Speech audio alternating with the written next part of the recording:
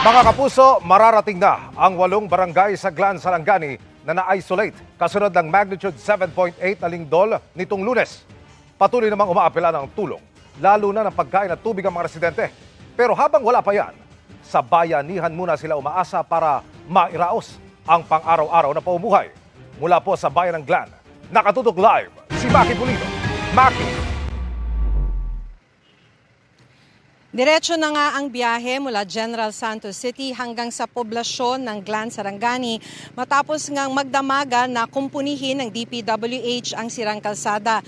Nito namang hapon, ang sinabi ni Mayor ay partially opened na yung na-landslide na highway na patungo sa 8 nilang barangay.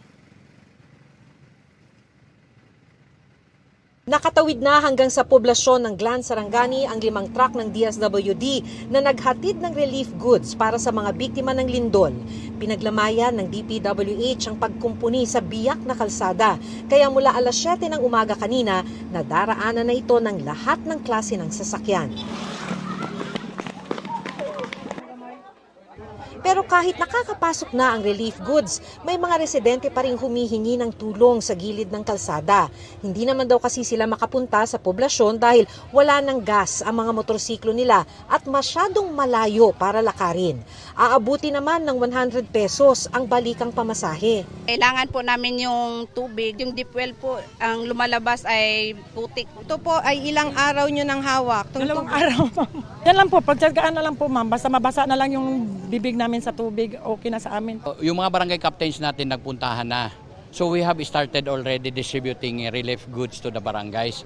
Sa ibang bahagi ng highway ng Glan, inabutan naming nag-clearing operation pa lamang ng landslide na dahilan kaya't halos na-isolate ang 8 barangay ng Glan.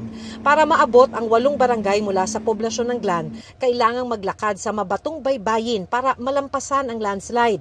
Ang ilang mga motorsiklo binubuhat na para maitawid.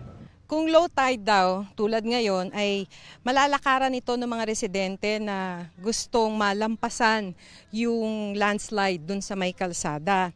Kaya pagka low tide ay sinasamantala nila yung panahon para may tuloy yung kanilang biyahe. Nakasabay naming maglakad si Margie Morales, principal ng Leonard Young National High School sa barangay Big Margus. I have to check the school, ma'am, kung anong situation kasi nangihingi ng detalye yung DepEd para ma-assist kung pwede pa bang pasukan ng mga bata. Itong 4 na gusaling ito ay ginagamit ng halos 1,600 na high school students. Pero sa obserbasyon ng mga guro ay bahagyang lumubog yung 4 na gusaling ito, kaya medyo tabingi. Kaya sana raw ay magsagawa ng inspeksyon ng isang structural engineer para makita kung ligtas pa ba na gamitin ito ng mga estudyante. Sa barangay Small Margus, mahigit 200 bahay ang gumuho kaya't di na matirhan, karamihan sa gilid ng dagat ayon sa kapitan ng barangay. Ang ilan, mga trapal ang ginagamit na pansamantalang silungan. Kuryente dito wala na, okay lang yun. Kahit matagal pang kuryente, yung pagkain lang, tubig at sa kamadaanan namin ang mga bahay sa mga tao na tinitirahan.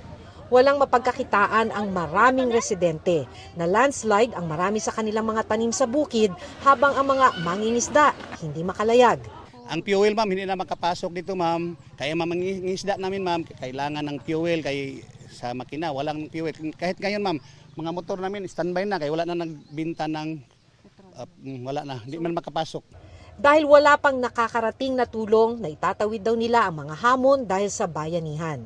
May pananghalian ang pamilya ni Zerley dahil binigyan siya ng ulam ng kanyang kapitbahay. Bandang hapon, sinabi ni Mayor James Victor Yap na madaraanan na ang isang lane ng highway kaya masisimulan na rin ang paghatid sa kanila ng tulong. Yung kapitan doon papunta na rin dito para kumuha na rin ng relief goods. Nakakarating na ang tulong, Emil, pero wala pa rin kuryente dito sa bayan ng Glan. At ang signal naman ng telepono ay pahirapan. Isa pang problema, ang sabi ni Mayor, ay petrolyo dahil wala pa ring delivery ng gasolina at diesel. Emil? Maraming salamat, Maki Pulido.